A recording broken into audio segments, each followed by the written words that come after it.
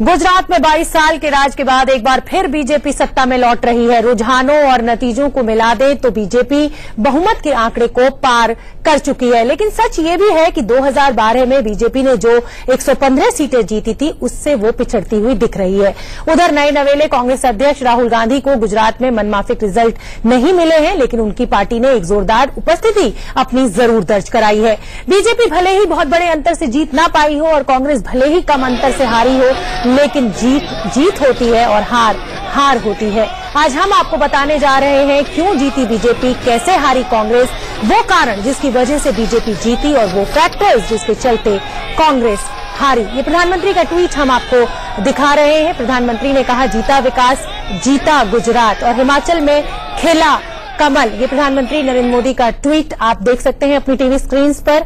जीता विकास, जीता गुजरात, जय जय गरवी गुजरात।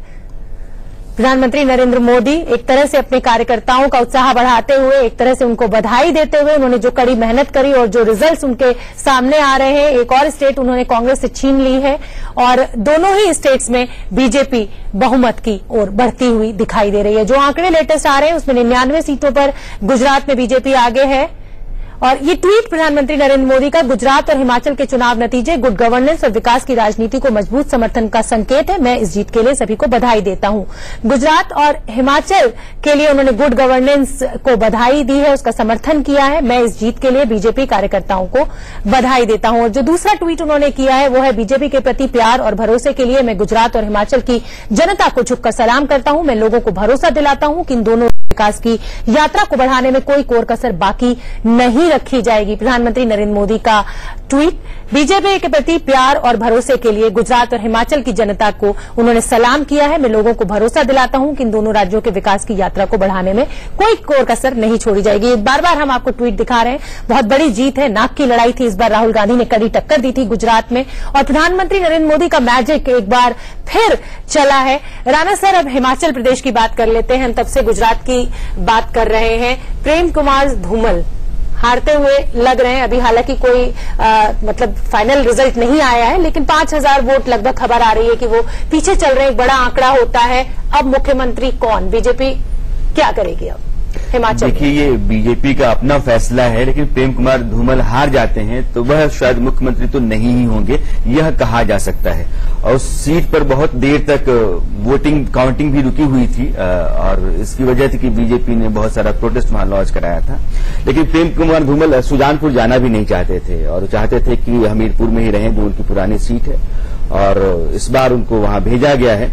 उन्हीं के चेहरे को आगे करके बीजेपी ने चुनाव लड़ा, क्योंकि वीरभद्र सिंह के सामने अगर कोई चेहरा बीजेपी के पास मुफीद सा था, मजबूत सा था, तो वो प्रेम कुमार धूमल का था। ठाकुर वर्सेस ठाकुर की लड़ाई वहां भी चलती है, हिमाचल प्रदेश में पहाड़ों में खूब चलती है। तो उन्होंने धूमल को वीरभद्र सिंह के सामने उतारा और धूमल की अगुवाई में ही वो चुनाव लड़ा गया। प्रधानमंत्री मोदी ने वहां बहुत सारी रैलियां की। 8 रैली उन्होंने सिर्फ हिमाचल में की। मुझे याद है कि एक ही दिन में उन्होंने 3 रैलियां की थी। तो मोदी ने अपनी पूरी ताकत झोंकी थी और बार बार वहां कहते रहे हैं कि जब आप केंद्र में और राज्य में एक सरकार के तहत रहते हैं तो विकास की गाड़ी बहुत तेज दौड़ती है। यह बात वो उन तमाम राज्यों में कहते हैं जहां बीजेपी की सरकार नहीं होती है, अपने राज्य में तो कहते ही हैं। लेकिन बीजेपी की जीत है, भारी जीत है। वहां 44 सीटें हैं बीजेपी के पास 68 में से। लेकिन सबसे बड़ा जो गच्चा बीजेपी को मिला है वो उस चेहरे को मिला है। आपका मुख्यमंत्री पद का चेहरा ही हार गया। हरीश खुराना जी, कौन बनेगा अब हिमाचल का मुख्यमंत्री? प्रेम कुमार धूमल के तो मुश्किलें बढ़ती हुई दिख रही हैं। ये निश्चित तौर के ऊपर एक झटका है। मैं मानता हूं कि धूमल जी का जो भी खबरें आ रही हैं कि वो पीछे चल रहे हैं, जब तक रिजल्ट सामने नहीं आता, बट जो खबर आ रही है कि वो पीछे चल रहे हैं तो निश्चित तौर पे हमारे लिए बहुत बड़ा झटका है।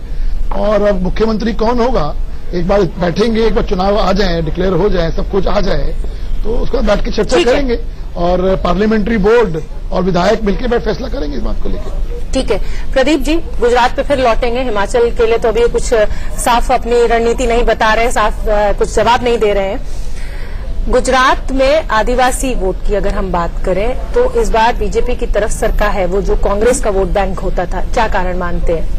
नहीं, देखिए, संघ का, खासतौर से वनवासी कल्याण आश्रम का, गुजरात के ही नहीं देश भर के, अब गुजरात, मध्य प्रदेश, झारखंड, राजस्थान का भी एक हिस्सा, उड़ीसा, इन सब इलाकों में बहुत लंबे समय से कार्यक्रम जो चल रहा है, जो काम उन्होंने वहां जमीन पर किया है, उसका राजनीतिक लाभ भाजपा को मिलना शुरू हो गया है। तो ये जो आप विस्तार देख रही हैं बीजेपी का आदिवासी इलाकों में, उनको जो बढ़त मिली है, सीटें और वोट ज्यादा मिले हैं, उसके पीछे आरएसएस की ताकत है, उनका काम है। उसमें बीजेपी का या सरकार का बहुत बड़ा योगदान नहीं है। हालांकि मतलब ऐसा भी कुछ नहीं किया कि वो उल्टा हो जाए, नेगेटिव हो जाए, लेकिन वो काम लंबे समय से जो चल रहा था उसका राजनीतिक फायदा बीजेपी को मिल रहा है। और उम्मीद थी कि साउथ और साउथ गुजरात, जिसमें आदिवासी इलाके और सूरत का शहर आता है, सेंट्रल गुजरात, ठीक है सर, रोकेंगे आपको कांग्रेस